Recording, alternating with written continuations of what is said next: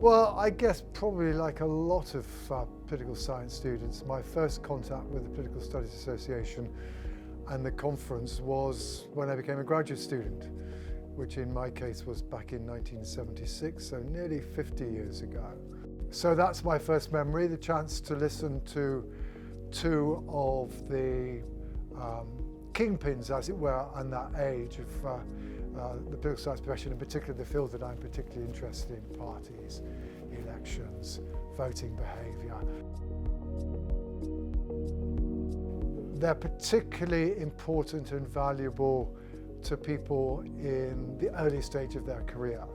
It's an opportunity to hear people who are perhaps more senior, a little more experienced in conducting academic research and giving presentations, and to see how they do it, and sometimes to see how not to do it. But also, of course, the chance to network, the chance to get to people, and of course, as with virtually any conference in any walk of life, it isn't just the formal business that matters, it's the informal business that matters. The PSA has changed dramatically. It was virtually wholly British, and it was predominantly male. You have to remember you're going back to the age where boys, quote unquote, were more likely to go to university than girls, and that was also reflected within political science, which at that stage was much more likely to be studied by men than women, and indeed, particularly in my own more quantitative field, there were very few women indeed who were active at that stage. So it was a limited cadre of people who'd been through what was still a relatively narrow elitist university system, who were getting together and being organised. British political science, at least in the early years, was marked by, I think, by two specialisms. One is political theory, and its political theory is still peculiarly strong in this country.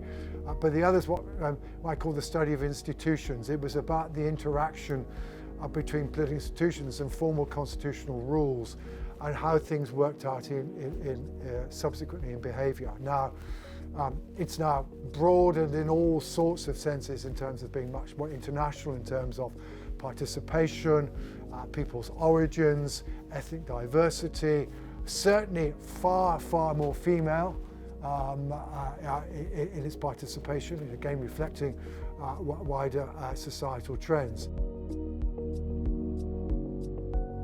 One of the things that the relatively small number of women on the PSA did manage to achieve, this was certainly doing probably mid-1980s, was to actually get the PSA to recognise that women might need childcare during a conference, okay? And the PSA executive was mandated to ensure that anybody who needed childcare during conference could have it. I think I claim, and I think my claim is accurate, that actually I was the first PSA member to take advantage of that, because my wife went back to work quite early. She and I had our daughter in 1984, and I certainly remember taking my daughter on a couple of occasions to PSA conferences.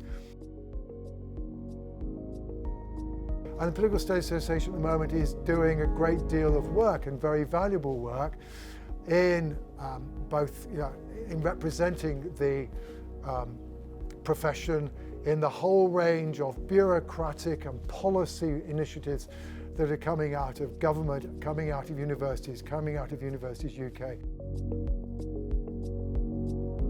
You hear political scientists all the time on the television, in the radio, telling us what's going on in South Sudan, what's going on in the Middle East. How do we understand the conflict between Russia and Ukraine? How do we meet the major policy challenges that faces the UK government? These are all things on which political science have things to say and understanding to offer, and you can hear it on the airways. But I'm not sure whether at the moment we're doing enough to sell what we are doing to the wider world and making the world appreciate where all of this is coming from. The first thing I think the PSA is going to continue still to do is to promote the value of political science as a subject, both at undergraduate and of course now increasing these days at graduate level. And I think perhaps partly to the surprise of somebody like myself who's been in the game for nearly 50 years, is to see just how much political science has survived the vagaries of changes of higher education policy, which have been quite dramatic during those 50 years, and has maintained itself as a subject with a healthy student numbers throughout pretty much a continuous basis. The willingness of the taxpayer to fund what we do, like all subjects, is dependent on it having public support, and that therefore also demonstrating the value of what we study, what we do, what we have to say, or our understanding, the value of that for the rest of the world, and certainly for the rest of the UK, is, I think, also been a potentially important role for the association, and one which it has played in the past.